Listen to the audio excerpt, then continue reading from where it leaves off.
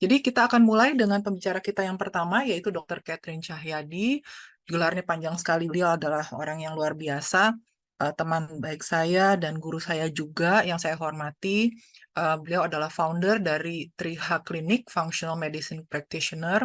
Beliau kuliah S1 ya dokter umum di UKRIDA tahun 2011, candidate clinical metal toxicologist di Netherlands, 2013 Certified Board Anti-Aging and Regenerative Medicine di American Academy of Anti-Aging Medicine di Amerika, 2019 Certified Genetics DNA Physician, DNA Life di Finland, 2019 DFMCP Applied Functional Medicine in Clinical Practice yang diselenggarakan oleh USA waktu itu di Manila ya. 2020 Certified Clinical Metal Toxicology and Antidotes di Malaysia, 2020 juga Fellowship in Nutritional Environmental Medicine atau FINEM di India. Kemudian 2020 Australian College of Nutritional and Environmental Medicine, ACNEM di Australia, dan di tahun yang sama Certified of Translation Nutrigenetics and Nutrigenomics, University Reading in UK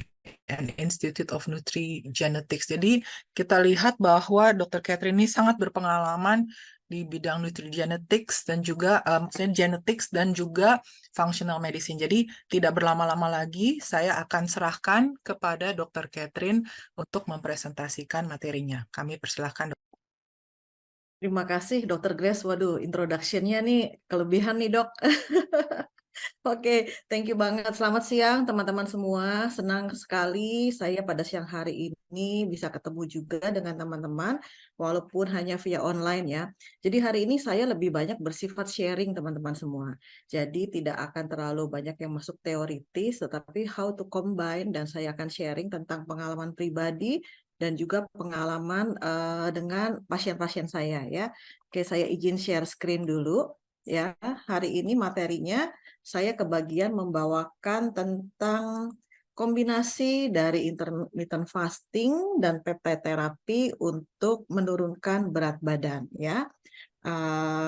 Saya disclaimer dulu ya teman-teman, saya di sini bukan spesialis, tetapi sharing untuk edukasi semata, tidak untuk menggantikan nasihat medis, dan sharing atas pembelajaran serta pengalaman pribadi ya. Oke. Nah, apa sih kok sekarang banyak banget ya, apalagi semenjak selesai pandemi ya. Nah, ini obesity ini dibilang udah global epidemic. Kenapa kok dibilangin obesity atau kegemukan udah menjadi global epidemic? Apa yang menyebabkan dari si obesity dan overweight ya? Jadi sebenarnya fundamental pertama yang terjadi karena adanya energi imbalance antara kalori yang masuk dengan kalori yang dikeluarkan ya. Jadi secara globally ini intake-nya udah kebanyakan nih ya, yang dirubah, yang dimakan, yang diasup segala macam udah high in fat dan juga tinggi gula ya. Nah, tetapi physical activity-nya itu tidak sebanding dengan apa yang sudah dimakan ya.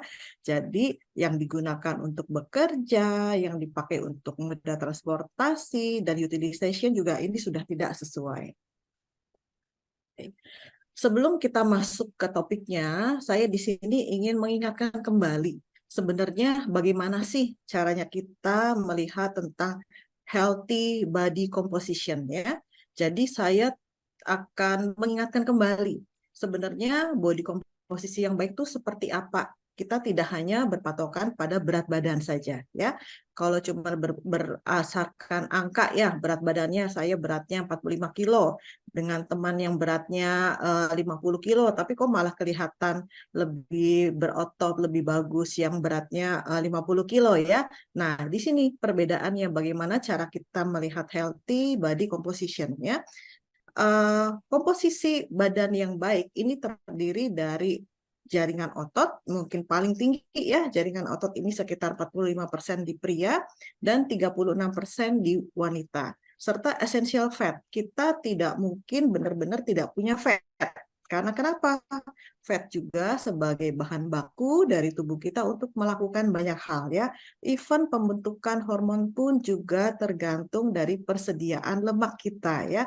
Jadi kalau perempuan yang fatnya terlalu rendah, apalagi essential fatnya terlalu rendah, akan ada hormonal imbalance. Nah, ini yang berbahaya ya.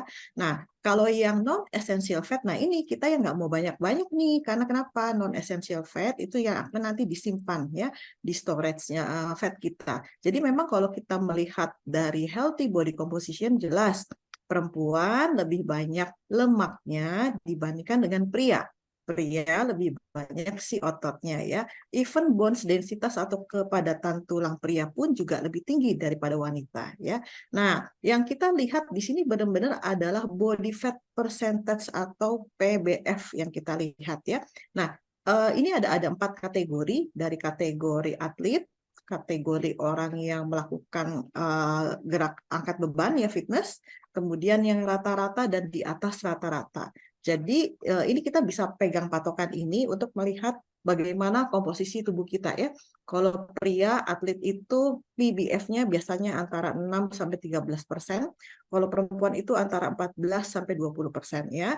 Yang suka angkat berat itu biasanya komposisi PBF-nya kalau yang pria itu lebih tinggi lagi ya. Jadi kalau atlet di sini digolongkan sebagai individu yang memang pekerjaannya adalah mengolah badan ya. Tapi kalau yang fitness ini adalah kondisi seperti kita, tetapi kita banyak bergerak, banyak melakukan olahraga ya.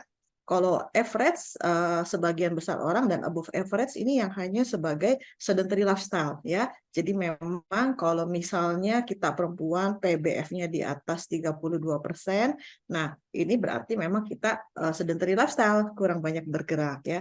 Jadi untuk melihat healthy body composition, saya tidak berpatokan pada berat badan. Tetapi yang saya mau adalah melihat dari komposisi yang ada di dalam tubuh kita ya. Jadi saya menggunakan alat yang mempunyai teknologi namanya bioelectrical impedance analysis atau BIA ya. Pasti teman-teman di sini sudah mengenal tentang BIA ini ya, karena alatnya mudah dicari ya, mudah dibeli gitu ya, beragam, ada yang di bawah 2 juta, ada yang sampai harganya ratusan juta ya. Nah, dari si BIA ini, dia ini akan melihat benar-benar strukturnya teman-teman ya. Mulai dari berat badan, berapakah jumlah protein kita, berapa jumlah mineral kita, berapa kilo lemak kita ya, dan juga dia akan dibagi antara segmental lean analisa dengan segmental fat analisa. Jadi ya udah, kita cuma tinggal naik ke atas timbangan, pegang elektrodanya, nanti alatnya secara otomatis akan men-scan ya, dan dia akan diterjemahkan di laporannya, bentuknya kurang lebih seperti ini. Mereknya banyak teman-teman ya. Ada beberapa merek, nanti teman-teman bisa lihat sendiri di pasaran ya. Nah, dari si segmental lean analisa ini kita juga bisa melihat apakah struktur tubuh kita itu simetris ya. Apakah otot tangan kanan dan otot tangan kirinya simetris, ataukah kaki kanan dan kaki kiri simetris. Kalau ternyata tidak simetris, berarti nanti salah satu yang kita bisa rekomendasikan kepada pasien kita adalah ya udah, berarti olahraganya di area yang ototnya lebih kecil, repetisinya diperbanyak ya, supaya apa? Supaya peningkatan massa ototnya akan lebih bagus. Jadi kalau misalnya kita punya komposisi tubuhnya, komposisi ototnya lebih seimbang, tubuh kita akan lebih simetris ya. Bahkan alat ini juga bisa melihat sampai ke dalam ya. Kita akan kelihatan di sini nih visceral fat-nya bagaimana nih. Perutnya buncit ya atau tidak gitu ya. Nah, visceral fat ini idealnya adalah levelnya di bawah 10 ya, atau ada beberapa alat yang pakai angka yang level 1 sampai 10, ada yang pakai ratusan ya. Nah, jadi kurang lebih level 10 itu setara angka 100 ya. Visceral fat areanya 100 itu kurang lebih level fatnya 10 ya. Nah, dari sini kita akan juga bisa merekomendasikan kepada pasien, oke, targetnya apa? Targetnya adalah bukan menurunkan berat badan, tapi justru menurunkan komposisi lemak. Mulai dari lemak tubuh dan juga nanti melihat komposisi lemak yang ada di ekstremitas kita, di tangan, di kaki, dan area badan ya. Serta dia juga akan melihat bagaimana dengan intracellular water kita. Cukup nggak airnya? Apakah kita dalam keadaan puasa ya? Nah, alat ini sangat membantu karena kenapa? Nanti akan keluar body composition history. Jadi kita bisa memantau juga nih pasien kita perkembangannya bagaimana ya, dengan melakukan pemeriksaan periodik misalnya sebulan sekali. Nah, nanti kelihatan nih progresnya. Bagaimana dengan berat badannya, bagaimana dengan peningkatan massa otot, ada peningkatan massa otot atau malah turun massa ototnya, bagaimana dengan fatnya dan bagaimana dengan komposisi airnya ya. Nah, ini saya dapat charts ya. Charts ini dari Aku Fitness ya. Jadi di sini ada body fat charts untuk pria dan body fat charts untuk perempuan ya. Nanti kita bisa lihat ya pada saat teman-teman nanti menghitung kira-kira PBF-nya berapa ya. Nanti kita tinggal lihat di sini kategorinya mana ya. Apakah kita kalau perempuan usianya berapa, masuknya di komposisi yang mana? Apakah tubuhnya lean atau tubuhnya ideal atau tubuhnya average atau bahkan above average. Nah, target kita di sini sekarang adalah gimana sih caranya kita mau menurunkan berat badan. Sebenarnya intinya bukan berat badan, tetapi bagaimana caranya kita membuat berat kita menjadi lebih ideal. Ya, syukur-syukur kalau ternyata memang berhasil, gennya juga mendukung, kita bisa dapat body yang lebih lean ya. Oke. Jadi yang harus kita pikirkan itu sebenarnya kita memikirkan tentang fat loss, bukan weight loss ya. Contohnya di gambar ini. Sama-sama pria dengan usia yang sama, dengan berat badan yang sama. Tapi yang satu punya body fat-nya cuma 20%, yang satu punya body fat-nya 35%, padahal beratnya sama. Nah, tetapi penampakannya kalau kita lihat ternyata justru lebih bagus, lebih lean pada pria yang mempunyai 20% dari body fat ya. Jadi bedanya apa? Kalau kita weight loss itu kita cuma nurunin aja berat badannya. Jadi dapatnya kurus ya. Nah, tapi tidak dapat badan yang lebih berotot ya. Nah, kalau kita memikirkan tentang fat loss ya, akan dapat badan yang lebih lean dan otomatis pasti akan lebih kuat ya. Kalau misalnya di weight loss itu cuman berpikirnya adalah kalori defisit dan olahraganya cuman kardio karena target mau benar-benar nurunin berat badan karena patokannya di berat badan ya. Tetapi pada saat kita memikirkan tentang fat loss, kita nggak cuman kalori defisit saja, tetapi kita juga disuplai dengan nutritional knowledge dan fokus olahraganya di strength training. Karena kenapa? Karena targetnya pada saat hanya memikirkan penurunan berat badan, ini kita bisa kehilangan dua komponen. Komponen lemak, yes, memang kita mau hilangkan, tetapi komponen otot juga bisa akan hilang. Tetapi kalau kita berpikir dan target kita adalah fat loss, ya, kita akan menghilangkan lemak, tetapi kita akan menambah otot. Jadi biarpun beratnya kesannya tidak turun pada saat kita melihat dari BIA, dari komposisi tubuh, di situ akan kelihatan, wah ternyata memang kita punya tubuh lebih bagus lagi ya. Nah, penurunan berat badan itu ternyata tidak sesimpel apa yang kita bicarakan. Kan sekarang kalau kita bicara dari banyak ya lifestyle, oke, targetnya adalah penurunan berat badannya. Ada yang berhasil, ada yang tidak. Ada yang minum suplemen A atau minum range suplemen dari merek apa gitu ya, sudah komplit dari yang suplemennya, kemudian shake-nya dan segala macam. Di pasien A berhasil, tapi di pasien B tidak berhasil ya. Tidak segampang itu. Karena kenapa? Karena ternyata untuk penurunan berat badan ini juga terikat dengan si gen kita. Ya, jadi genetik untuk obesitinya ini kita ada ya buat teman-teman di sini pasti saya yakin sudah tahu nih tentang apa sih pemeriksaan DNA ya. Sekarang kan sudah marak banget nih banyak yang menawarkan untuk pemeriksaan nutrigenomics, kemudian pemeriksaan sport genomics atau bahkan pemeriksaan penyakit ya. Nah, seperti salah satu sponsor kita hari ini dari Asaren, dia juga bawa pemeriksaan DNA. Ya, saya ambil sedikit slide dari Asaren untuk memberikan highlight. kepada teman-teman semua. Kenapa kok obesity ini ada yang gampang, ada yang susah? Karena ternyata kenapa? Karena ada salah satu gen, ya saya nggak sebutin semuanya kan, karena gennya kan banyak nih, lebih dari 1.800 gen yang diperiksa ya. Saya ambil satu contoh gen yang terikat dengan obesity. Namanya adalah gen FTO ya. Nah, si fat mass dan obesity ini berkaitan dengan protein yang dikenal sebagai alpha ketoglutarate dependence ya, atau disingkatnya dengan FTO. Jadi si FTO ini merupakan enzim yang dihasilkan oleh gen FTO pada manusia yang ada di kromosom 16 ya, keren banget ya tubuh kita ya. Nah, gen ini banyak studi yang menunjukkan bahwa hubungan mutasi antara variasi genetik pada gen FTO ini akan menjadikan peningkatan obesitas ya, khususnya melalui pengaruh FTO terhadap makanan. Jadi isi gen FTO ini enggak cuma ternyata berkaitan dengan penurunan berat badan, tapi dia juga lead-nya banyak. Lead ke penyakit ya. Penyakitnya apa? Mulai dari gestasional diabetes ya, kemudian type 2 diabetes, kemudian juga ternyata ke insulin resistance, insulin sensitivity, dan regulasi energi intake. Gen FTO ternyata juga berperan pada kasus pasien-pasien yang anoreksia ya. Selain dia juga berperan pada obesitas, terus kemudian respon rasa kenyang, kemampuan tubuh kita untuk mempertahankan penurunan berat badan, atau malah kecenderungan tubuh kita untuk naik berat badannya ya. Nah, si gen FTO sendiri ini juga berkaitan dengan respon tubuh kita terhadap karbohidrat, terhadap protein, terhadap serat, terhadap lemak jenuh ya.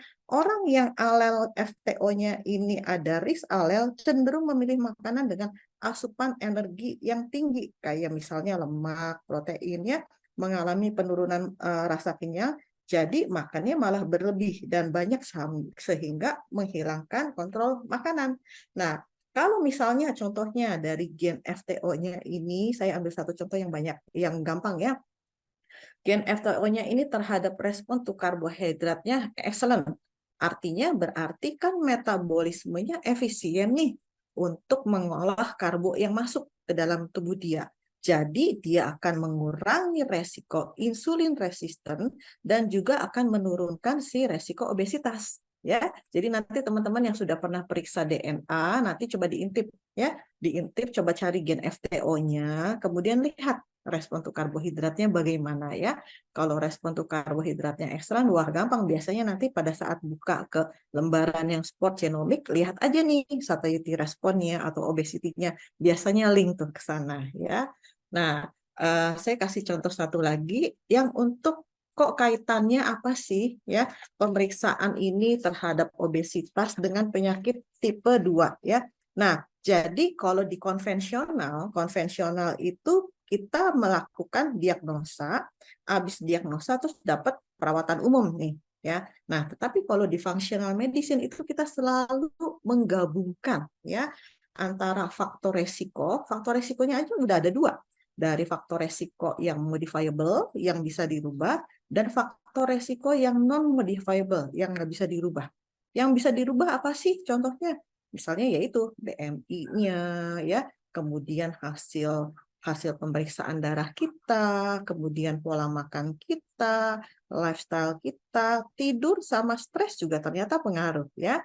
Nah, terus kemudian hal-hal yang tidak bisa dirubah, ya iya, apa contohnya? Genetik ya, resiko atau riwayat keluarga, gender, laki atau perempuan pasti beda ya, ras dan juga usia. Jadi kalau di fungsional itu kita benar-benar menggabungkan antara dua faktor ini, baru nanti hasilnya akan menjadi action plan. Action plan-nya apa? Oke, kita bisa melihat pemeriksaan screening genetiknya dulu, predictive screening testnya dengan pemeriksaan DNA ya.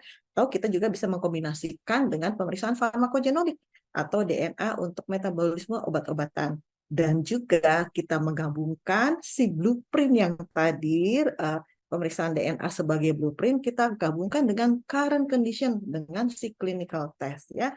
Nah, action plan-nya adalah kita mau masuk yang kemana nih? Mau masuk ke yang preventif atau mau masuk yang ke proaktif. Nah, kalau preventif berarti kita bisa memulai dari mana? Mulai dari modifiable-nya dulu. dietary-nya bagaimana ya, kemudian rekomendasi suplemennya bagaimana, rekomendasi olahraganya bagaimana, dan ini juga penting, sleep dan stress management juga ya. Kalau ini bisa dikerjakan, berarti kita sudah masuk ke dalam masa preventif. Bagaimana dengan proaktif? Proaktif lebih ke arah personalized medicine dan treatment target. Jadi kalau kita dapat pasien yang sudah ada type 2 diabetes ya, jadi ini karena kenapa? Karena kontribusi dari penyakitnya segala macam, kita jadi menentukan dulu ini kita mau larinya kemana ya. Oke, nah apa sih yang terjadi di dalam tubuh kita kalau kita lagi nggak makan nih? What happen in your body if you don't eat? Kenapa kok bisa sih kita nggak makan tapi kita hidup? Ya, banyak orang yang lebih sehat malah pada saat nggak makan beberapa hari. Mekanismenya gimana? Apa yang dilakukan oleh tubuh kita? Tubuh kita tuh ngerjain apa aja pada saat kita nggak makan ya. Kita akan gali di sini lebih panjang lagi ya. Ini sebenarnya teman-teman pasti sudah sering dengar tentang ini yang disebut dengan intermittent fasting ya, mulai dari berapa jam sampai ke berapa jam ya. Jadi kita di sini akan gali lebih dalam lagi apa sih intermittent fasting, berapa jam yang paling baik, apa yang terjadi di dalam tubuh kita pada saat kita melakukan intermittent fasting ya. Dimulai yang paling gampang 12 jam. Nah, intermittent fasting di sini dikatakan adalah kita puasa, tapi bukan puasa tanpa makan dan tanpa minum. Minum tetap, tapi minum yang tidak berkalori. Contohnya apa? Air putih, teh tawar, kopi hitam tanpa creamer, tanpa gula, tanpa susu, ya. Teh juga tanpa gula, ya. Atau juga minuman lain yang penting judulnya tidak ada kalorinya, tidak ada pemanisnya, ya. Jadi yang kita batasi di sini adalah asupan solid food, asupan makanan yang memang memberikan kalori. Nah, yang paling gampang itu sebenarnya dimulai dari 12 jam, ya. Kan 12 jam kita bisa nyolong waktu tidur nih. Terakhir makan misalnya jam 7 malam, berarti nanti besok mau makan lagi setelah jam 7 pagi baru kita makan lagi ya. Tapi sebenarnya kalau 12 jam tuh belum terjadi apa-apa. Karena kenapa? Kalau di dalam 12 jam ya, ini sebenarnya nggak banyak perubahan yang terjadi. Tubuh kita akan menggunakan sebagian karbohidrat yang disimpan, yang bekas makan terakhir kita ya, disimpan yang diberi nama adalah glikogen ya. Jadi si karbohidrat, sebagian karbohidratnya ini akan disimpan menjadi glikogen. Disimpannya di mana? Di liver ya. Nah, gula darah mungkin sedikit turun karena kepake pada saat biarpun kita tidur nggak ngapa-ngapain katanya, tapi ternyata kan mekanisme tubuh masih tetap berjalan ya. Nah, ada penurunan si gula darah tapi nggak terlalu banyak ya. Nah, si karbohidrat ini cuma sedikit. Nah, ini bisa menjadikan insulin resisten. Nah, terus ada yang namanya fenomena fajar. Nah, kalau fenomena fajar atau dawn phenomenon ini justru kita melihat sebaliknya. Karena kenapa? Tubuh ini bikin hormon sementara waktu di pagi hari ya. Jadi apa sih hormon yang dibikin pada saat kita tidur ya? Salah satunya adalah si hormon kortisol. Jadi pada saat kita tidur 12 jam tidak makan, kortisol akan terbentuk ya. Jadi pada saat pagi hari kita bangun, kita punya energi. Jadi kita bisa melakukan aktivitas karena ternyata ada sedikit peningkatan gula darah. Karena kenapa? Habis disimpan semalamnya ya. Nah, kita menggunakan glikogen yang tadi disimpan ini untuk mengubah metabolisme jadi lebih banyak produksinya ya. Kemudian juga kita akan pakai lemak ya, sampingan lemak yang disimpan yaitu namanya keton. Nah, si ketonnya ini peningkatannya ini dalam 12 jam sebenarnya nggak terlalu terdeteksi, tapi sebenarnya prosesnya udah mulai dimulai ya, sudah mulai dimulai. Nah, keton ini sepenuhnya normal, tiap orang nih pasti punya ya. Nah, kita mengharapkan tubuh kita beralih secara bertahap ke pembentukan keton. Cuman kadang-kadang suka salah arti nih. Waduh, jadi ketoasidosis ya. Kondisinya kan bahaya nih kalau udah terjadi ketoasidosis. Kayak kayak kalau kita ada diabetes tipe 1, kita mengalami ketoasidosis ya bahaya. Tetapi sebenarnya kalau tidak ada diabetes tipe 1, kan kalau diabetes tipe 1 kan sama sekali nggak punya insulin ya. Nah, gula darahnya akan meningkat, ketonnya meningkat. Itu kalau kondisi di pasien diabetes tipe 1. Tapi kalau di kita yang tidak ada diabetes tipe 1, justru sebaliknya keton ini menunjukkan apa? Metabolic flexibility. Jadi pada saat bahan bakar tubuh kita berkurang, kan nggak ada energi yang masuk nih, nggak ada karbo yang masuk ya, tubuh akan cari bahan bakar yang lain. Nah, pada saat apa sih bahan bakar yang dipakai? Ya udah, lemak kita di dalam simpanan di dalam lemak itu yang akan dipakai.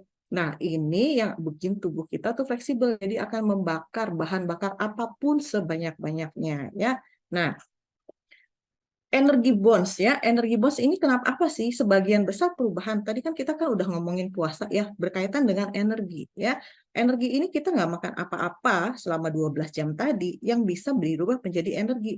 Makanya kenapa energi itu sangat penting. Satu-satunya bentuk energi yang digunakan oleh tubuh adalah yang disebut ATP atau adenosin tri. Tri itu tiga fosfat. Jadi adenosin yang mempunyai 3 fosfat, makanya disebut si ATP ya. Segala yang kita makan dari karbo, dari lemak, dari protein ini akan dirubah jadi ATP. Makanya ATP itu merupakan molekul yang spesifik. Nah, gimana sih cara tubuh kita menggunakan ATP ini buat jadi energi ya? Nah, kita lihat ya, di dalam tubuh kita ini ada grup adenosin ya. Nah, ini grupnya adenosin, si AAA ini adalah adenosin. Ada yang cuma satu, mono, ada yang dua, dwi, ada yang tiga, tri ya. Nah, si adenosin ini adalah kayak apa ya? Kayak pegas ya pada saat si ADP ini dia akan memiliki dorongan ya untuk dikeluarkan. Jadi nanti dilepasin si P yang satunya ya untuk lari ke si ATP baru bikin uh, energi nanti di sana ya. Nah, jadi pada saat tubuh kita membutuhkan lebih banyak energi, prosesnya ini akan terjadi. Nah, dia akan memicu salah satu fosfat yang ada, jadi ditembakin ke atas, baru jadi jadi ADP ini karena dia P-nya cuma 2, dia akan nembakin 1 ke atas ya. Nah, ini yang akan menjadi ATP dan meningkatkan energi kita. Di dalam tubuh kita itu banyak banget loh. Ada lebih dari 40 triliun sel. Jadi setiap sel ini akan menghasilkan triliunan molekul per detik untuk menghasilkan energi dan membuat kita tetap hidup ya. Jadi kita punya banyak molekul, tapi kita juga harus recycle. Ini terus di recycle ya. Gimana cara recycle-nya? Pada saat ATP melepaskan salah satu fosfat, tubuh ini sibuk apa sibuk nangkep, ditangkap kemudian dibalikin lagi ya. Nah, jadi pada saat kita menggunakan energi dari makanan untuk menciptakan ini yang akan disebut sebagai oxidative phosphorylation ya. Jadi kita menghirup oksigen masuk ke dalam mitokondria, jadi kita dapat menjaga proses ini terus berlangsung ya. Nah, tubuh akan menjaga tetap hidup, tetap terisi sepanjang waktu. Pada saat energi kita mulai menurun ya, kita akan membuat si ADP lagi. ADP-nya ini menjadi apa? Menjadi AMP. Cuman satu nih, ada adenosit monofosfat ya. Nah, kalau ATP itu kan energi yang tertinggi paling banyak. Nah, ADP ini kayak istirahat. Dia hanya oke, di sana kurang dia tembakin 1, di sana kurang dia tembakin 1 gitu ya. Nah, kalau AMP, kalau banyak AMP yang keluar karena cuma 1, ini menandakan tubuh kita kekurangan energi. Pada saat kita banyak AMP di dalam tubuh kita, ini udah syarat nih. Dia syarat, dia akan mengaktifkan enzim yang disebut AMPK atau adenosin monofosfat kinase. Jadi si AMPK ini enzim yang memberitahu tubuh kita untuk hey, cari sumber energi. Ini gue udah capek nih. Ayo cari sumber energi ya. Jadi hal pertama yang diatur oleh tubuh adalah apa yang dibakar? Lemak. Lemak dibakar karena kenapa? Kita perlu untuk menjaga supaya tubuh kita tetap bisa hidup ya. Jadi energinya itu diambil kemudian dibakar dalam lemaknya. Dalam sehari ATP ini dibuang jadi ADP itu terus-terusan berulang. Bisa sampai 1000 sampai 1500 kali per hari ya. Jadi seluruh stok ATP ini ya diisi ulang 1000 sampai wah banyak banget ya. Hebat ya tubuh kita kalau kita tahu caranya. Waduh, ternyata keren banget ya. Tingkat sel bisa bekerja segitu beratnya, segitu kompleksnya untuk mempertahankan tubuh kita tetap hidup, ya. Oke. Apa yang terjadi kalau puasanya lanjut nih? Kalau 12 jam mah gampang karena udah kepotong tidur bisa ya. Nah, tapi kan belum banyak yang terjadi. Oke, kita naikin nih 16 jam. Nah, 18 jam. Yang terjadi di 18 jam ya, jadi berarti kan kita skip breakfast nih, nggak makan pagi ya. Nah, makan paginya apa? Cuman minum air putih atau minum green tea, terserah ya. Karena kenapa? Kita tetap harus jaga agar tubuh kita terhidrasi dengan baik, minum air ya. Nah, kalau kita sampai dapat di 18 jam tanpa makan, baru nih kita akan masuk ke dalam fat burning mode ya. Karena kenapa? Oke, sekarang nggak ada kalori yang masuk dari luar, tapi saya harus tetap hidup. Nah, tubuh kita mulai membakar lemak. Lemaknya di mana? Ya di mana-mana. Di mana ada lemak, dia akan dibakar di sana ya. Jadi biasanya orang-orang yang melakukan puasa sampai 18 jam, yang pertama kali kelihatan apa sih? Biasanya visceral fatnya mulai mengecil. Perutnya mulai kurus, mulai senang asik, celananya longgar, roknya longgar gitu ya. Karena kenapa?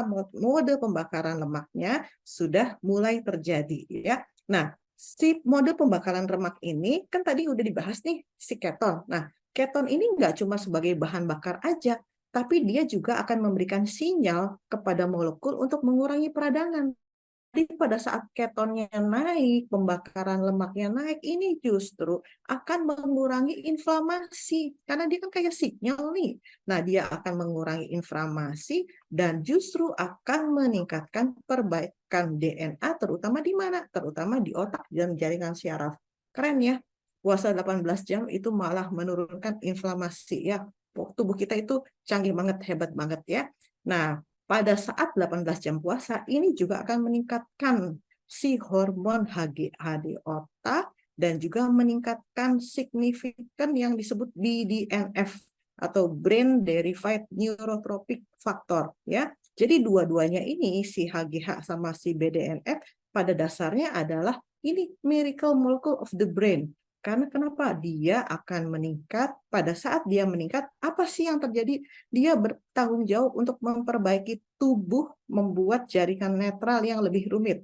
Jadi tiap kali kita mempelajari sesuatu nih, kayak sekarang kita lagi belajar tentang nutrisi ya, kita berarti membuat koneksi yang baru, sinaps yang baru yang disebut neurogenesis ya. Jadi saya sih belum baca komplit penelitiannya ya. Katanya kalau mau nangkep sesuatu, mau belajar yang baru ya, itu pada saat kita sudah puasa, itu menangkap sesuatu yang baru lebih cepat dibandingkan dalam kondisi kita tidak puasa ya. Jadi bagus juga tuh papernya ya.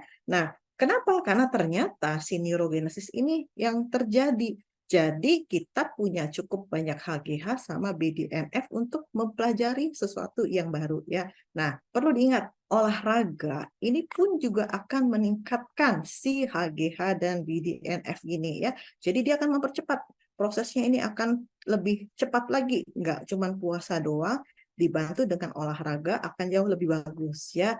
Dan di puasa 18 jam baru nih proses pembersihan baru mau mulai berjalan ya si autofagi ini. Nah, sekarang kita lihat gimana sih caranya si autofagi ini bekerja di dalam tubuh kita ya. Nah, eh, di atas 18 jam kan proses autofagi baru berjalan nih. Nah, kalau sudah 24 jam ya, ini baru dia kecepatannya tambah meningkat. Apa sih artinya? Namanya fagi itu kan makan, auto tuh sendiri, berarti kan makan sendiri ya. Nah, si autofagi atau cleansing proses ini terjadinya di tingkat sel ya. Jadi dia akan mengurangi apapun yang masuk ke dalam tubuh kita. Jadi udah kayak apa ya? Kayak daur ulang kalau saya bilang ya. Karena kenapa? Ini kur pembersihan nih. Semuanya dibersihin, yang nggak kepake dibuang. Jadi tubuhnya akan jauh lebih bagus, pembakaran akan jauh lebih banyak ya. Jadi semakin lama kita nggak makan, tubuh malah semakin mengatur. Jadi dia mulai merekrut nih sumber daya yang lain. Sumber daya yang lain masuk ke dalam proses autofagi ini. Setelah beberapa waktu, kita akan punya si sumber daya yang lebih bagus lagi. Jadi ya udah lebih banyak lagi yang dikeluarin, semua sampah-sampah, toksin-toksin, racun-racun akan dikeluarkan dengan baik setelah kita puasa di atas 18 jam ya. Syukur-syukur bisa 24 jam tanpa makan ya. Saya sendiri nggak nyampe, kayaknya saya mentok di 22 jam ya, udah nggak bisa. Belum belum nggak bisa sih, belum terbiasa ya.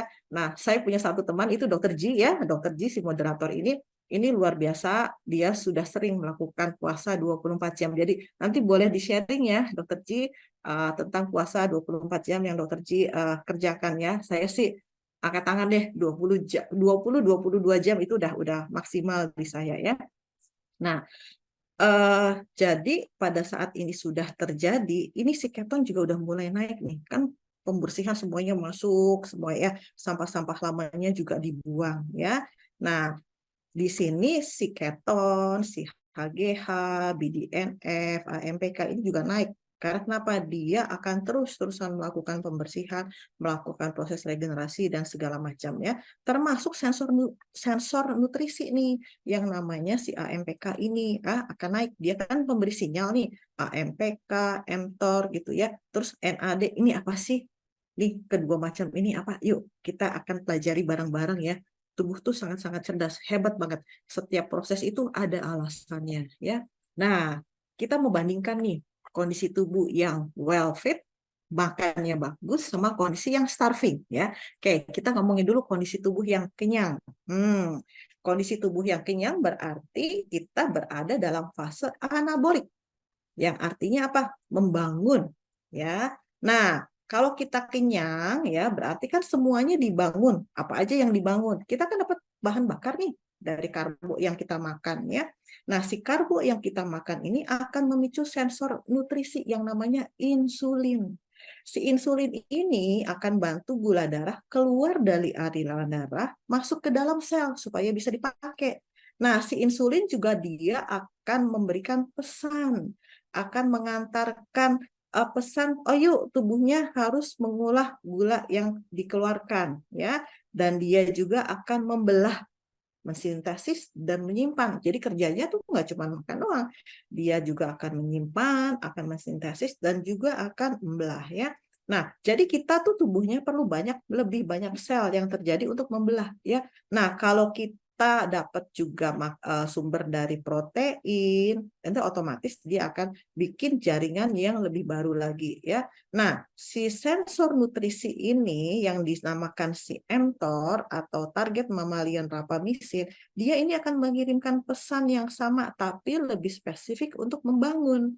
Jadi si mTOR ini juga sama nih, dia ngerespon si karbo. Karbonya direspon sama dia, respon karbo dan juga respon protein untuk bahan baku penyusupnya. Jadi si insulinnya ini dia akan lebih mengenal metabolisme energinya, dinamika energinya itu jauh lebih bagus pada saat itu ya. Nah, keduanya ini kan dia sumber daya nih. Kalau kita punya sumber daya berarti kita bisa menggunakan untuk proses pembentukan si energi ya. Nah, molekul pemberi sinyal ini disebutnya adalah si NAD dan NADH ya, ini kan masuk ke dalam siklus Krebs ya, yang akan menghasilkan energi di tingkat mitokondria. Jadi kalau kita punya sumber dayanya banyak, menghasilkan NADH-nya banyak, ya berarti produksi energinya akan jauh lebih banyak ya. Nah, ini kalau kita dalam kondisi yang memberikan dalam kondisi makan. Karena NAD kan juga molekul pemberi sinyal ya. Nah, sekarang kita lihat kalau misalnya kita starving, kelaparan, ini jauh lebih bagus lagi ya. Nah, pada saat kita starving, kita masuk dalam fase yang namanya katabolik atau yang berarti breakdown stage atau fase kerusakan ya. Tadi kan udah dibahas tuh di depan ATP, ADP gimana cara energi terendah kan yang disebutnya si AMP ya. Nah, AMP-nya ini kalau misalnya dia ternyata rendah sekali akan memberikan sinyal untuk ngeluarin AMPK nih. Jadi si AMPK ini adalah enzim untuk menstimulasi pembakaran lemak ya. Nah, hal lain juga yang dihentikan oleh si AMPK ini adalah autofagi atau proses daur ulang ya. Nah, sumber daya yang semakin berharga, jadi si AMPK ini molekul pemberi sinyal terkuat untuk fase ini. Makanya kenapa kalau ngomongin intermittent fasting, ngomongin puasa tuh nggak jauh-jauh deh dari AMPK, mTOR sama si energi ya. Jadi kan tubuh kita tuh cerdas banget nih. Kalau rendah, AMPK-nya keluar, dia matiin nih ini AMPK-nya keluar, dia akan matiin nih si mTOR-nya ya. Jadi kan otomatis nggak bisa membangun. Nah, si mTOR ini juga dia akan mematikan proses autofagi. Jadi dua cara nih untuk meningkatkannya, yaitu dengan mematikan si autofagi dan juga untuk menghentikan si mTOR. Olahraga juga sama. Olahraga akan merangsang AMPK. Jadi olahraga juga identik dengan puasa loh. Keren ya tubuh kita ya. Jadi olahraga identik dengan puasa. Jadi segala sesuatu pada saat berpuasa punya efek yang sama seperti kita olahraga. Puasa udah keren, olahraga udah keren karena jalurnya sama. Berarti akan jauh lebih bagus lagi kalau kita mengkombinasikan antara puasa dan juga dengan olahraga. Jadi sama-sama menguntungkan ya. Jadi jangan cuma pilih salah satu aja. Kalau kita bisa pakai dua-duanya, puasa plus olahraga, kenapa enggak? Kan kita maunya sehat ya, aging gracefully kita maunya ya. Nah, olahraga juga dia akan mematikan si mTOR ya. Jadi dia ini juga stimulator lain untuk proses si autofagi ini. Kan tadi si NAD ini kan molekul pemberi sinyal nih. Nah, molekul pemberi sinyalnya kan diputus juga ya. Jadi sumber dayanya yang dimasukkan ke dalam sistem ini akan jauh lebih banyak. Nah, jadi produksi energinya akan jauh lebih bagus. Karena kenapa? Kan sumber dayanya terbatas nih. Nggak ada makanan yang masuk ya selama 24 jam tersebut, di atas 18 jam masuk ke 24 jam ya. Karena sumber dayanya terbatas, jadi kan nggak bisa banyak mengkonversi jadi NADH ya. Jadi NAD-nya sekarang udah mulai menumpuk nih, udah kayak leher botol nih, di bawahnya banyak, atasnya nih nggak bisa keluar. Nah, justru ini akan memberikan molekul, ada sinyal lagi nih yang keluar. Karena si NAD plusnya nggak bisa dijadiin NADH karena udah numpuk, sumber dayanya turun, masukkan makanannya dari luar, kalorinya turun. Jadi dia numpuk di sana, dia akan mengaktifkan gen tertentu yang namanya sirtuin. Nah, si sirtuin ini dia ternyata adalah life prolonging genes untuk longevity. Jadi umurnya malah jauh lebih panjang ya. Jadi kalau kita rajin puasa, kita menerapkan intermittent fasting, nggak cuma dapat body yang bagus, nggak cuma dapat lemak yang rendah, nggak cuma dapat otot yang tinggi, tapi kita juga panjang umur ya, usia kita akan jauh lebih bagus lagi, lebih panjang lagi ya. Nah, sekarang kita lihat apa yang terjadi kalau kita lanjut nih di dalam 48 jam. Ini jauh lebih keren lagi. Karena ternyata pada saat kita melakukan puasa 48 jam, HGH kita naiknya sampai 500%, 5 kali lebih banyak ya, dan juga meningkatkan si BDNF, ningkatin keton, ningkatin si autopagi. Waduh, keren banget. Terus semuanya diperbaharui terus, yang nggak baik semuanya dibuang, inflamasi diturunkan, si insulin juga diturunkan ya. Nah, karena si keton ini kan bahan bakar tapi memberi sinyal, makanya kenapa si BDNF sama si HGH-nya ini naik. Dan ini juga si keton ini dia ternyata juga ada kaitannya nih sama si grelin. Apa sih grelin? Grelin tuh hormon rasa lapar ya. Kan kalau kita udah lama nggak makan, si grelin keluar. Tapi dia tuh keluarnya tuh temporary. Stimulasinya sedikit hilang gitu ya. Jadi nggak terus-terusan gitu keluar terus ya. Nah, si grelin ini kalau kita udah lama nggak makan, kan si grelinnya keluar, baru aduh kok lapar ya. Tapi ntar lupa laparnya hilang. Aduh kok lapar ya, minum air, lambungnya keisi. Kan kalau hormon grelin kan yang menghasilkan dari lambung ya. Begitu udah keisi air, dikiranya udah ada makanan, hilang lagi ya. Nah, dia itu sebagai pengingat. Nah, karena si ketonnya ini kan dia lebih stabil nih, tapi terus naik, grelinnya sementara cuma karena ingat doang, jadi nggak terus-terusan. Jadi ya udah, kalau kita lupa nggak makan, ya udah rasa laparnya kan akan hilang ya. Nah, peningkatan si HGH dan BDNF ini pada puasa 48 jam lebih banyak manfaatnya untuk apa?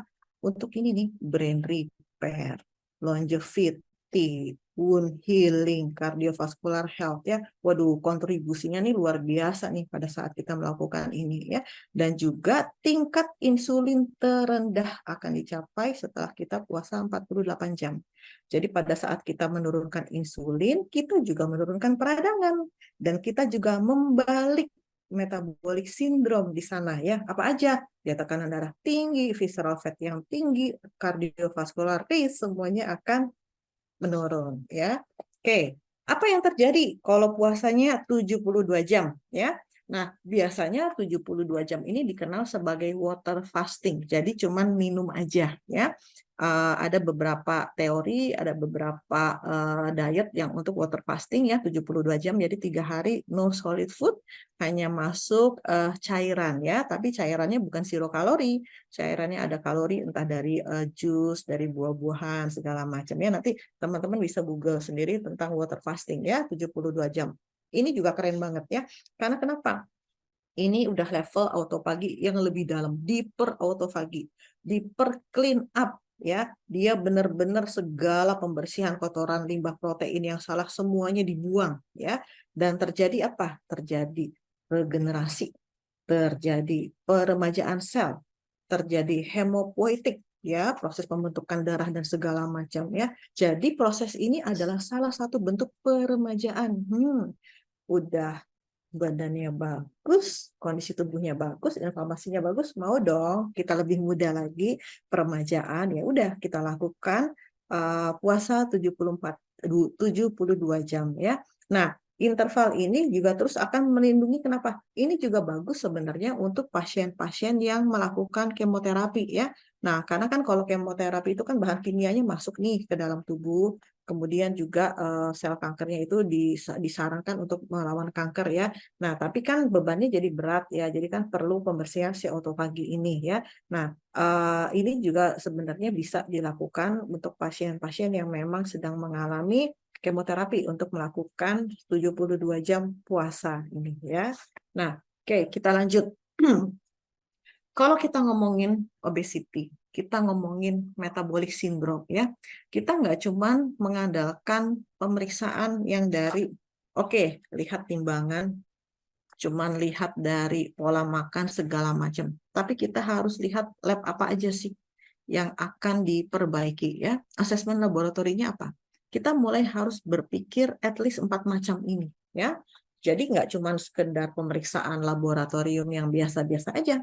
Justru kita harus lihat level inflamasi. Kita lihat dari mana? Dari LED, dari CRP atau HSCRP, dari vitamin D, dari LPA, D-dimer, homocysteine, ferritin. Ini semua adalah biomarker tes di laboratorium yang untuk melihat inflamasi. Karena kenapa? Targetnya, kan tadi kita udah ngomongin puasa, salah satu targetnya apa sih? Nurunin inflamasi kan? Nah, gimana cara mengukurnya? Dengan lab. Kita lihat, kita bandingkan. Ya, otomatis tidak cepat pastinya ya. Setelah certain time, nanti kita bisa bandingkan yang before dia melakukan intermittent fasting, kemudian setelah dia melakukan intermittent fasting misalnya selama 1 bulan, kita bisa bandingkan, lihat level dari inflamasinya bagaimana ya. Selain level inflamasi, kita juga harus melihat metabolic problemnya. Apa aja sih metabolic problemnya ya? Gula darah puasa, fasting insulin, karena kan tadi ngomongin insulin tuh ya, insulin lebih rendah lebih bagus segala macam ya. Kita lihat juga metabolisme gula 3 bulan, HbA1c ya. Kita lihat juga bagaimana dengan lipid profilnya, dengan asam uratnya. Ini semua untuk mengatasi dari metabolic problem. Terus kita juga lihat fungsi organ. Gimana fungsi ginjal? Gimana fungsi liver? Hormon juga. Karena kenapa? Biar bagaimanapun keseimbangan hormon ini sangat penting untuk mengatasi masalah di obesitas. Apakah ada adrenal issue? Bagaimana dengan kortisolnya? Apakah ada thyroid issue? Apakah ada autoimun tiroid? Ataukah ada subclinical hypothyroid? Ya. Kemudian seks hormonnya bagaimana? Ya. Semua ini adalah panduan laboratorium assessment yang teman-teman bisa kerjakan untuk pasien-pasiennya pada saat nanti ketemu pasien yang obesitas. Ya. Nah, ini saya mau sharing 6 pilar obesity management yang dibuat oleh teman saya, Dr. Penny. Dr. Penny juga hadir di sini. Thank you ya, Dr. Penny sama Dr. Grace ini adalah teman diskusi ya, banyak memberikan masukan, banyak memberikan insight pada saat saya kebagian tugas untuk bawain makalah hari ini ya. Nah, 6 pilar obesity ini dibuat oleh Dr. Penny. Dia melihat pada saat menangani kasus obesitas, ini ada 6 pilar yang harus kita lihat ya. Apa aja sih pilarnya? Mulai dari diet, dari exercise, tidur juga penting. Intervensinya bagaimana? hormonnya bagaimana, suplemennya juga bagaimana ya. Nah, kita jabarkan ya satu persatu di sini ya. Kan tadi kita udah ngomongin dari diet nih, intermittent fasting 14, 16, 18, 20 jam ya. Tetap harus low carb, high protein dan good fat ya. Good fatnya apa? Ya dapat dari alpukat, dari olive oil, dari coconut oil ya. Nah, no UPF, ultra processed food. Nggak ada lagi tuh namanya biskuit, makanan kemasan yang sudah jadi gitu ya. Everything yang sudah instan, bubur instan, sup instan, segala macam itu sudah masuk dalam kategori UPF, ultra processed food. Nggak ada 4P atau 4 putih atau 4 white ya. Apa aja sih?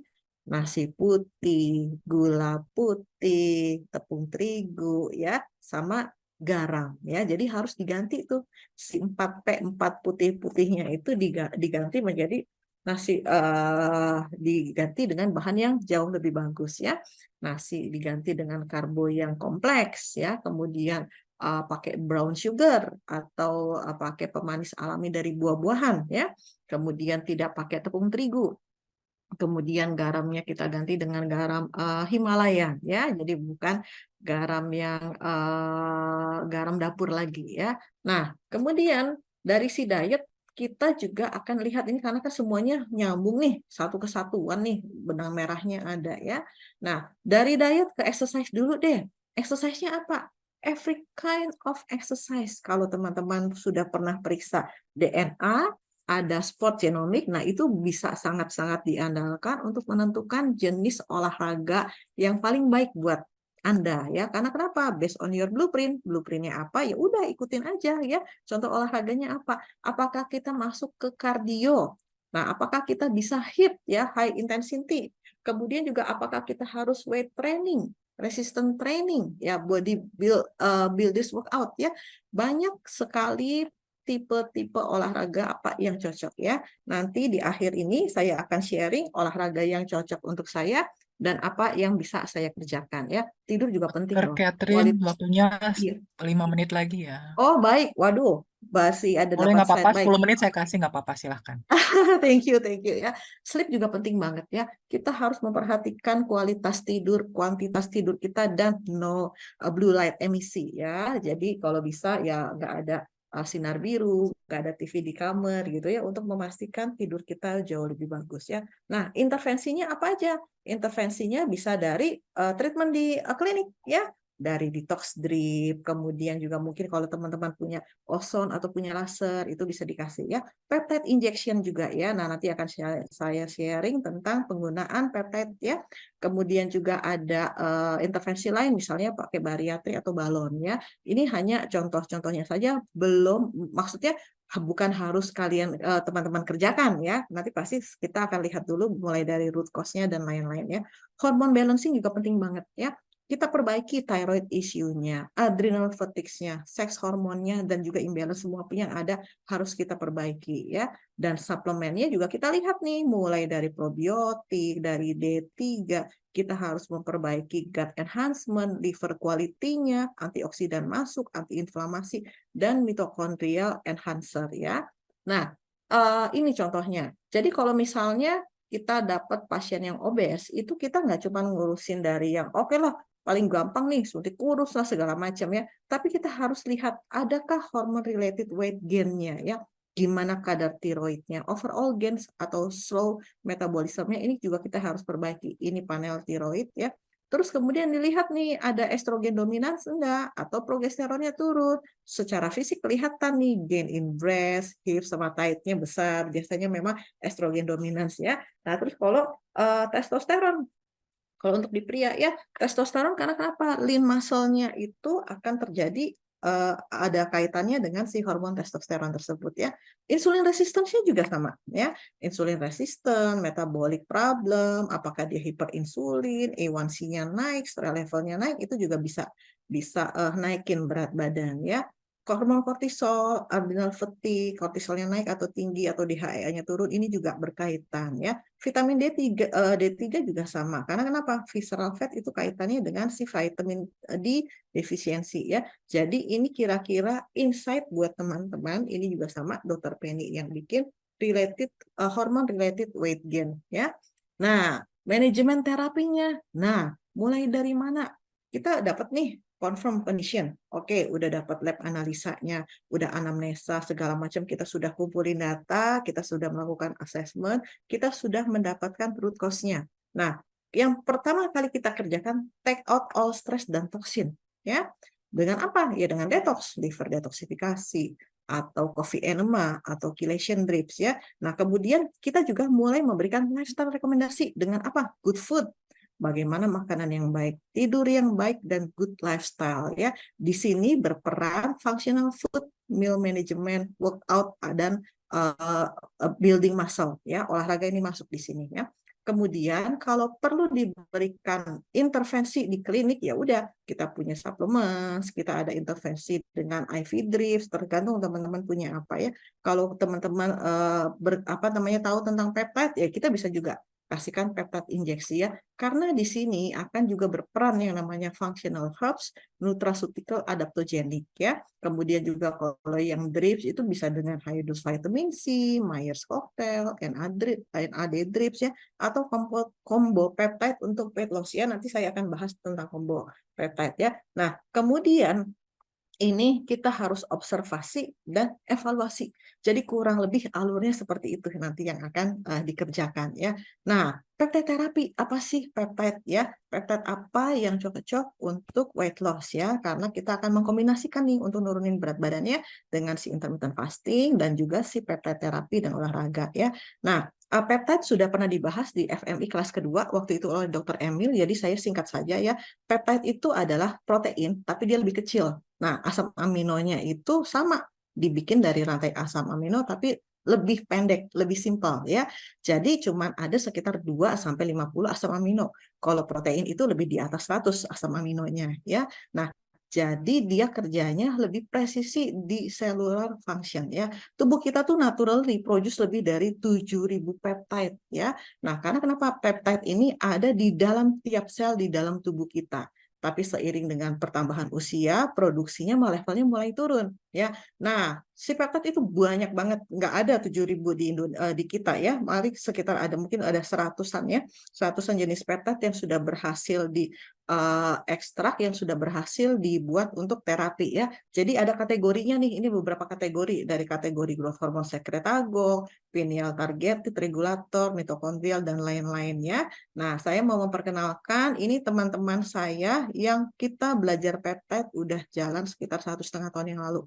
Jadi kita belajar peptide bareng-bareng, kita juga pakai peptide, dan kita juga sharing pengalaman-pengalaman kita tentang peptide ya. By the way, nanti di bulan Desember akan ada workshop round table discussion tentang peptide ya. Nanti kita akan share kalau misalnya teman-teman ada yang tertarik untuk jauh lebih tahu tentang peptide ya. Ini teman-teman saya usia-usianya namanya dan jenis-jenis peptide apa aja yang sudah dipakai ya. Nah, saya akan sharing my personal experience untuk weight loss ya. Saya ada autoimmune thyroid yang baru dapat setelah COVID ya. Jadi mungkin saya belum lama lah, sekitar mungkin hampir 2 tahunan ini saya kena autoimmune thyroid. Jadi tiba-tiba berat badan naik itu sekitar 8 kilo ya. Kemudian setelah dicari root cause, ternyata ada autoimmune thyroid. Kemudian dilakukan intervensi dan juga saya menggunakan peptide.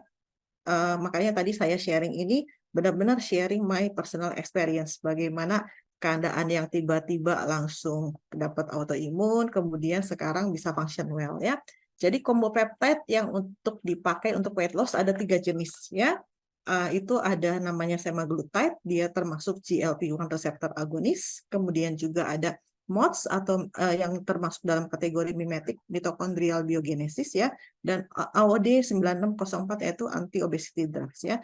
Jadi si semaglutide ini dia akan meregulasi blood sugar level, regulate appetite, terus kemudian itu pengosongan lambungnya juga lebih lama, jadi kita nggak gampang lapar gitu ya, dan juga kontrol produksi gula darah ya. Nah, ini juga akan membantu menurunkan level insulin kita. Jadi kita tes dulu nih insulin levelnya berapa ya. Kalau ternyata memang insulin levelnya tinggi, kita bisa memikirkan untuk memakai si semaglutide sini ya. Nah, kemudian juga salah satu peptide yang bagus untuk penurunan berat badan yaitu dengan MOTS. Jadi dia itu masuk di kategori mitokondrial. Kan tadi kita udah bahas tuh di depan AMPK, ADP segala macam. Itu semua kaitannya dengan mitokondria memberikan energi ya. Jadi si MOTS ini lebih ke arah untuk burn fat. Activate AMPK, makanya laku banget nih si MOTS ya. Jadi energinya cepat banget naik segala macam ya. Even saya setiap kali mau olahraga ya, kalau pas harus lagi training yang berat, saya suntik dulu si mods-nya. Nah, itu nanti olahraganya, waduh, kayaknya enak banget. Tenaganya bagus, nggak gampang capek, dan juga proses pemulihannya jauh lebih bagus ya. Dan dia juga akan meningkatkan insulin sensitivity, improve exercise performance ya. Dan ini bukan kategori sebagai apa namanya doping ya, tapi akan benar-benar meningkatkan performa kita pada saat kita melakukan olahraga. Dukung weight loss juga, kesehatan jantung, dan juga support liver function. Karena kerjanya ya tadi, si mitokondria tersebut ya. Nah, semaglutide dan MOTS ini merupakan weekly injection, jadi seminggu sekali aja diinjeksinya. Kalau yang anti-obesity drug ini adalah tiap hari injeksinya. Karena kenapa? Dia adalah modified dari fragmen HGH. Ya, dia juga boost metabolism, stimulating hipolisis, dan inhibit lipogenesis ya. Ini adalah contoh-contoh peptide yang saya pakai di diri saya dan juga saya ternyata di saya berhasil, saya pakai ke pasien-pasien saya juga hasilnya luar biasa ya, makanya saya cinta banget nih dengan peptide ya. Nah, jadi pada saat kita mau olahraga, tadi kita sudah ngomongin segala macam tentang olahraga tentang AMPK ya. Nah, ini adalah olahraga yang saya dan teman-teman saya kerjakan ya. Jadi kita pada saat kita ketemu partner yang sama-sama bisa berolahraga itu justru akan sangat memberikan semangat ya. Jadi kebenaran si teman-teman saya yang tadi tuh memang demen olahraga ya. Di sini ada nih, ada Dokter Indira, ada Dokter Grace Hilsa, Dokter Grace Lydia, Dokter Penny Hedi ya. Kita memang suka janjian untuk olahraga bareng. Karena kenapa? Karena kita tahu mekanismenya pada saat kita mau menurunkan fat loss. Karena kita sudah berpikir fat loss is not only the calorie deficit, but you have to exercise. Karena kenapa? Dapat longevity-nya, dapat mudanya, dapat sehatnya ya. Oke, nah, oke. Sebagai penutup ya, buat saya mengutip dari ini adalah Dan Brown, dia ada American Distance Runner yang PB-nya lari 5 kilo cukup 13 menit saja ya, luar biasa ya. Saya mengutip quotes-nya dia, for me, rest is a party to celebrate my training. Ya, setelah 2 tahun saya menerapkan ilmu ini, lumayan hasilnya di saya. VO2 max-nya saya termasuk 35% ya dari age and gender. Saya usia 48 tahun tapi punya fitness age 34 tahun. Ya lumayan lah ya, belum sampai 20-an ya. Suami saya lebih keren lagi, sudah di atas 50 tapi fitness age-nya seperti usia 28 tahun ya. Kemarin kita rame-rame ikut race Victoria Run ya, 5K finish dengan teman-teman juga ya. Ini teman-teman main, teman-teman belajar, teman-teman olahraga juga ya. Thank you for support. When you see the environment yang saling mendukung, punya hobi yang sama, punya keinginan yang sama, hidup akan jauh lebih sehat ya. Terima kasih teman-teman. Wow, terima kasih Dokter Catherine, luar biasa presentasinya dari ilmu yang kita dapatkan ya dari beliau, kemudian juga pengalaman pribadi. Jadi kita rata-rata ini pengurus-pengurus dari FMI bukan hanya teorinya saja ya, tetapi kita benar-benar walk the talk gitu ya. Jadi kita menerapkan pada diri sendiri, pada keluarga kita, dan akhirnya kepada pasien-pasien kita. Jadi begitu luar biasa ilmu functional medicine atau integrative medicine ini ya. Jadi kita semuanya beruntung ya bisa belajar dari pakar-pakar yang luar biasa. Terima kasih ya Dokter Catherine. Jadi selanjutnya saya akan berikan waktu dulu kepada sponsor kita, Brenda, untuk menyampaikan materinya. Maksimal waktu yang diberikan 30 menit ya. Setelah itu kita akan masuk ke Dokter Silvana. Silakan kepada Brenda.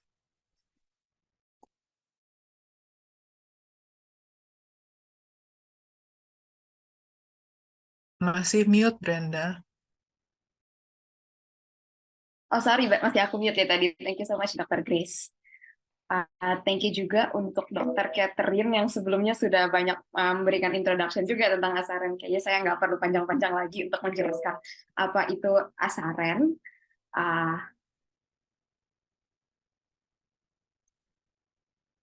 Oke, jadi mungkin saya cerita sedikit kenapa asaren itu sebelumnya bisa dibentuk.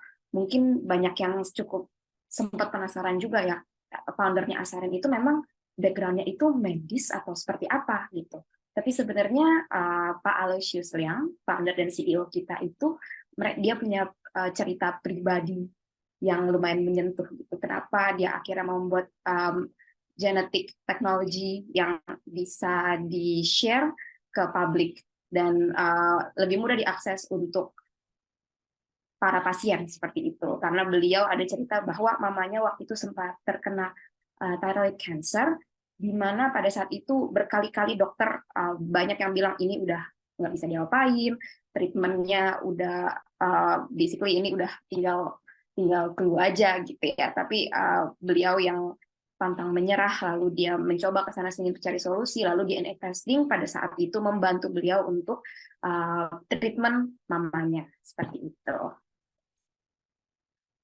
Nah, Asaren sendiri kita sekarang sudah bekerja sama dengan banyak sekali partner-partner, klinik partners, dokter partners. Sekarang kita kurang lebih ada 50 klinik partners dan ada kurang lebih 50 juga dokter sales partners. Kita juga banyak bekerja sama dengan Bunda Hospital. Kita juga banyak melakukan research yang berhubungan dengan genetic technologies. Nah, mungkin saya cerita sedikit tentang salah satu produk unggulan dari Asaren, ya, 360 DNA. Mungkin dokter, para dokter di sini sudah mulai sering mendengar genetic testing di luar sana. Tapi mungkin yang membedakan Asaren dengan produk-produk lainnya adalah kita memberikan satu produk yang sangat lengkap dari berbagai sistem tubuh dan vital organ. Kita di sini screening kategori kita ada 19 kategori dan ada 360 traits. Dan semua itu bisa dengan mudah diakses oleh pasien dari aplikasi, dan nanti saya akan menjelaskan di belakangnya bagaimana juga sebagai counselor atau dokter yang mereferkan tes ini akan dengan mudahnya memberikan konsultasi. Seperti itu. Nah, mungkin ini contoh aplikasi Asaren yang sekarang lagi kita punya nih. Dengan mudahnya pasien bisa mengakses highlighted results. Jadi karena kita kan ada 360 traits ya, which is sangat banyak gitu. Kalau dilihat satu-satu kan pasien mungkin bingung, dokter juga bingung saya harus mulai dari mana. Platform Asaren sendiri ini udah membantu sekali nih untuk memberikan dokter-dokter cara konsultasinya seperti itu.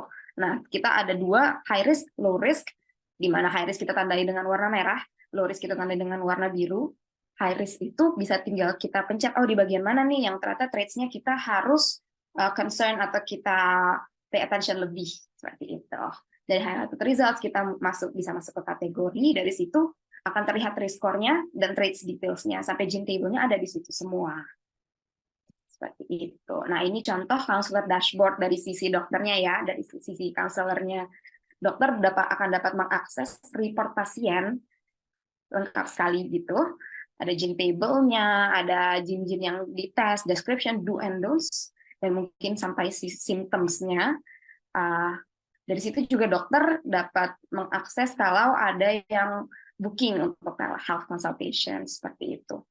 Lalu juga platform Asaren juga mengizinkan para pasien untuk upload electronic medical record-nya mereka, di mana electronic medical record itu kan support apapun hasil dari genetic testing itu sendiri. Nah, selain 360 DNA, sebenarnya produk kita lumayan lengkap sih, macam-macamnya gitu. 360 itu kita berfokus kepada kesehatan tubuh secara menyeluruh, physical health, health and wellness, sampai mental health juga ada, nutrition, sport genomics, gitu. Semua lengkap di 360. Nah, sedangkan kita ada juga Prodigy itu kita lebih khususkan untuk anak-anak, di mana di situ nggak ada penyakit, tapi lebih kayak nutrition, bakat, karakteristik seperti itu. Di luar itu pun kita juga ada pharmacogenomics, oncogenomics, dan juga kita ada genetic Rare Genetic Disorder Test.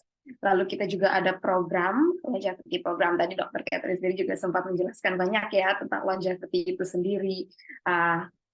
Dan kita juga lagi memulai longevity program kita sendiri yang diawali dengan 360 DNA itu sendiri. Nah, ini mungkin kalau banyak yang penasaran, dokter-dokter di sini banyak banget juga yang udah nanya aku ya kalau aku approach, emang bedanya Asaren dibanding brand lain itu apa sih? Seperti itu. Pertama, lab Asaren sendiri itu adalah di Indonesia. Jadi end-to-end proses kita semua lokal, nggak ada yang kita bawa ke luar negeri. Seperti itu.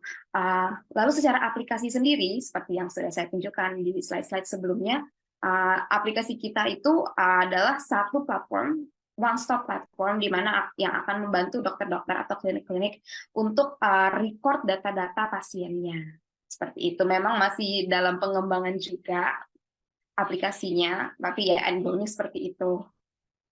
Di mana brand-brand lain ada yang mempunyai, even ada yang punya, itu juga basic aja. Lalu flagship produk kita seperti yang tadi saya jelaskan sebelumnya, kita ada 360 DNA yang fokuskan ke kesehatan menyeluruh, pharmacogenomics, di mana kita bisa lihat produk-produk yang sedang jamak di pasaran itu berfokuskan mostly ke nutrigenomics aja. Gitu. Metode yang kita pakai sama. Lalu harganya gimana nih kalau dibilang Asaren ini paling lengkap? Jangan-jangan harganya juga 2 kali lipat gitu ya. Tenang aja. Saya akan tunjukkan di sini bahwa retail price kita di 6,3, tapi jangan khawatir karena kita ada harga-harga khusus nih untuk sales partner, untuk clinic partners, seperti itu. Untuk program lebih lengkapnya nanti bisa, kalau ada yang tertarik, dokter-dokter bisa kontak saya. Sekian dari Asaren, thank you so much, dokter-dokter. Ya, ini untuk dokter pertama dari Dr. Fadila Rizky Putri. Untuk Dr. Catherine, sorry Dr. Catherine, izin bertanya jika saat IF 18 jam selama fase fasting, berarti hanya boleh minum minuman no kalori ya dok? Apakah suplemen bisa diminum? Lalu saat fase 6 jamnya, apa saja rekomend itu kita tidur misalnya selama 2 jam? Apakah setelah bangun kita boleh makan lagi dalam waktu 2 jam setelahnya? Terima Oke, kasih, Dok.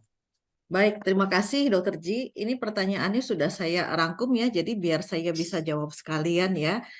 Jadi Ya, dari silakan. pertanyaan dari Dokter Fadila ada beberapa. Jadi gini, Dok, ini kita balik ke basic dulu. Kan tadi pengertian intermittent fasting dan berapa jamnya sudah saya terangkan ya. Tapi memang saya skip bagaimana cara menghitung jamnya karena topik ini sudah beberapa kali dibawakan di functional medicine gitu ya. Jadi saya ulang sedikit dok. Kalau untuk menentukan berapa jam dokter puasa, itu bisa dokter tentukan sendiri kuatnya seberapa. Nah, paling baik adalah memanfaatkan waktu tidur. Jadi kita dapat jam makan yang lebih lama puasanya pada saat kita tidur gitu. Jadi ini pertanyaannya kalau misalnya IF-nya 18 jam hanya boleh minum minuman no kalori. Ya betul dok. Selama kita melakukan intermittent fasting di mana kita batasi semua makanan yang masuk yang ada kalorinya. Jadi yang buat diperbolehkan apa? Yang diperbolehkan adalah air putih, teh hijau atau black coffee ya, tapi no sugar, no creamer dan no semuanya ya. Jadi benar-benar zero kalori di sana ya. Nah, suplemen bisa diminum, bisa dok. Jadi kalau intermittent fasting kan tadi kita bahas ada yang pendek nih 12 jam, kemudian ada yang panjang sampai 72 jam. Otomatis tidak semua di atas 24 jam dokter nggak boleh makan sama sekali ya. Nah, ada beberapa caranya bagaimana supaya kita tidak istilahnya tidak kekurangan kalori atau tidak terlalu lemas ya. Nah, kalau misalnya puasanya biasanya puasa di atas 20 jam ya, 18 sampai 20 jam pada saat kita sudah masuk fase autofagi. Nah, kita bisa buka puasanya itu dengan bulletproof coffee. Jadi apa? Jadi kita minum si kopi hitamnya ditambahin dengan olive oil, dengan coconut oil ya, atau misalnya juga dengan butter gitu ya. Karena kenapa? Yang dimakan adalah si lemak yang sehat, karena di sini kita membatasi asupan dari si kalori dari simple sugar ya, dari kalorinya dari bukan dari karbo, tetapi kita masukin lemak baik ya. Nah, itu juga bisa ya. Nah, suplemen bisa diminum, bisa dok. Tetap suplemen diminum sesuai dengan kebutuhan ya. Nah, kecuali untuk suplemen-suplemen yang memang metabolismenya perlu lemak. Jadi seperti misalnya vitamin E, kemudian juga apa namanya fish oil ya, itu mungkin dokter minumnya nanti setelah buka puasanya ya. Tapi kalau misalnya masih dalam waktu fasting, seperti kita misalnya minum ada suplemen thyroid ya, terus kemudian kita ada minum probiotik. Nah, itu boleh dok, pada saat puasa itu tetap jadi suplemen tetap diminum, supaya apa? Supaya tetap memastikan ada kebutuhan vitamin mineral yang masuk ya. Nah, kalau misalnya 6 jam itu tidur selama 2 jam setelah bangun, kita boleh makan, otomatis bangun tidur langsung makan tidak disarankan dok ya. Nah, ini balik lagi, nanti dokter tinggal atur sendiri. Misalnya dokter sudah set 18 jam, harusnya dalam waktu 6 jam itu ketiduran eh, harusnya makan ya, tapi kan dokter bilang tidurnya tambah. Ya udah berarti kan puasanya nambah, nggak 18 jam lagi, udah masuk di 20 jam. Jadi pada saat you tidur juga itu sudah dihitung untuk selama periode fasting tersebut ya. Nah, kemudian boleh dimix dengan keto, pastinya boleh. Nah, ini ada pakar keto nih, Dokter Silvana Sartika, itu adalah dia menjalankan keto yang strict selama 6 tahun. Nanti kita minta beliau sharing juga ya. Nah, terus kemudian ganti-ganti boleh dok, fastingnya hari ini 18, besok 48 boleh ya. Karena kenapa? Tubuh kita itu pinter. Tubuh kita itu kalau udah dianggap sebagai satu kebiasaan, nanti istilahnya nih nggak efek lagi. Misalnya nih, kayak saya sudah biasa nih, kalau puasa tuh 14 jam udah pasti. Ya itu udah nggak berasa apa-apa, udah nggak ada lemes, nggak ada kayaknya kalau penurunan berat badan kok nggak jalan gitu ya, energi ya tetap ada gitu. Karena kenapa? Karena sudah terbiasa, sudah beradaptasi. Nah, kita perlu kejutin. Salah satu cara kejutin yaitu si intermittent fastingnya ganti-ganti. Hari ini misalnya 14 jam, besok puasanya 18 jam. Nah, mulai itu berasa nih. Tapi badannya kalau saya ngerasa itu jauh lebih segar gitu ya. Nah, setelah puasanya biasanya, setelah prolong puasa misalnya, kalau saya kan nggak pernah nih menjalankan puasa lebih dari 20 jam nih. Nanti dokter Ji juga saya minta sharingnya dok. Dokter kan sudah menjalankan puasa yang 24 jam ya. Nah, hal-hal seperti itu memang kita berusaha untuk mengenalkan dulu kepada tubuh kita bagaimana responnya. Jadi tidak dipaksa ya. Jadi kita benar harus, you have to ask your body, don't abuse your body hanya demi aku FOMO ya harus puasa 24 jam, 48 jam segala macam gitu ya. Jadi boleh dirubah-rubah ya. IF bisa dilakukan oleh pasien anak yang melakukan kemo. Bisa dok, penelitiannya sudah ada, bahkan di atas 72 jam itu bagus untuk pasien yang kemoterapi ya, tapi karena ini pasiennya anak jadi balik lagi dok ya. Karena kenapa, kita jangan terlalu ini memang kita tahu kemoterapi bagus puasa, tetapi melihat ini anak, karena selain kita memberikan makan untuk diri kita, but remember you have to feed your soul. Jangan sampai puasanya malah bikin stres ya. Jadi balik lagi dok gitu. Anything kita harus adjust, you have to ask your body, dan kita sesuaikan dengan kondisi. Remember, kita tidak ada satupun yang sama ya. DNA kita udah jelas pasti ada polymorphism, ada perbedaan, ada mutasi genetik lah segala macam ya. Itu yang dokter harus perhatikan, karena kenapa? Lifestyle medicine, personalized medicine itu kita benar-benar melihat kamu tuh butuhnya apa, sanggupnya seperti apa ya. Jadi no single bullet, nggak ada satu one lifestyle fit for all tuh nggak ada ya. Jadi you have to adjust ya. Nah, terus kemudian yang itu bariatrik dok. Pertanyaan tentang intervensi dalam obesity management, apakah bariatrik dimaksud terapi perbarik? Bukan dok. Bariatrik itu pemotongan lambung seperti yang Melly Guslow lakukan ya. Jadi lambungnya itu dipotong, dijahit, jadi otomatis makanan yang masuk jauh lebih sedikit karena udah nggak sanggup nampung ya. Jadi bukan hiperbarik ya. Oke. Terus kemudian yang zero kalori ya dari dokter. Ini saya rangkum saja ya dok ya, dokter Ji, biar nggak terlalu panjang ya Ya, nanti silakan. pertanyaannya. Oke. Nah, terus Silakan. kemudian untuk pertanyaan dari dokter Fajar, Kalau untuk pasien yang keto jangka panjang, nah ini nanti kita minta sharing Dokter Silvana ya, yang tentang keto ya dok. Terus kemudian, nah kalau gula zero kalori ya, gula zero kalori itu termasuk ultra processed food yang which is kita akan hindari ya. Nah kemudian seperti tadi kita tahu pemanis buatan, baru saja tadi Dokter Silvana bilang maltodextrin itu kan banyak sekali dipakai sebagai pemanis buatan ya. Ternyata itu memang juga gluten containing yang kita otomatis kalau kita bisa hindari, kita hindari ya. Jadi jawabannya ya kalau gula zero kalori ya nggak ada ya. Kita sih kalau penggiat FM itu memang ya kalau kita bisa hindari gula ya benar-benar kita hindari gitu. Jadi nggak ada tuh pakai pemanis buatannya zero kalori karena kita lebih memilih pakai stevia atau kita pakai erythritol atau pakai lokanto ya. Jadi memang pemanis yang lebih alami ya. Nah, terus rekomendasi penahan lapar saat IF, ya minum dok. Makanya tadi saya bilang jangan lupa minum, harus tetap terhidrasi dengan baik. Goalnya adalah 1 glass every waking hour. Dan itu yang akan menahan Anda dari rasa lapar ya. Jadi you have to trick your guts. Karena kenapa? Perut itu biarkan tadi si hormon ghrelin kan keluarnya pulsatif nih, keluar ya, ngasih tahu, ini lapar. Terus kita lupa nih, atau udah masuk air, laparnya hilang ya. Tapi setelah sekian lama, kok nggak ada makanan masuk? Nah, grehlinnya kan keluar lagi. Kita kasih minum lagi. Jadi lambung itu taunya saya bergerak, di dalamnya harus ada sesuatu. Nah, nggak harus yang padat. Even kita isi makanan saja, even kita isi air, kita isi minuman saja, dia merasa itu sudah ada isinya. Grehlinnya kan udah turun lagi, rasa laparnya hilang. Jadi gimana cara cara ngetritnya penahan laparnya? Ya air dong, minum air ya. Oke. Terus pertanyaan yang untuk yang untuk ini ya, apa namanya dari Dokter Mariska tentang si peptide ya. Tadi saya bahas peptide tidak banyak karena nanti akan ada roundtable discussion di tanggal 17 Desember ya.